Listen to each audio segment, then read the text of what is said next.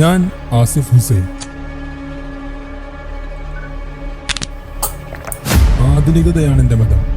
6-ാം നൂറ്റാണ്ടിലെ ദർശനങ്ങളെ പേറി നടക്കുന്നവരോട് എനിക്ക് പുച്ഛമാണ്. കുറച്ച് ദിവസങ്ങളായി ഞാനൊരു ചാനൽ ശ്രദ്ധിക്കുന്നു, ദി ക്യൂരിയോസിറ്റി പോഡ്കാസ്റ്റ്. ഇസ്ലാമിനെ വെള്ളപൂശാനിറങ്ങിയ കുറച്ച് മുസ്ലിയാക്കന്മാർ.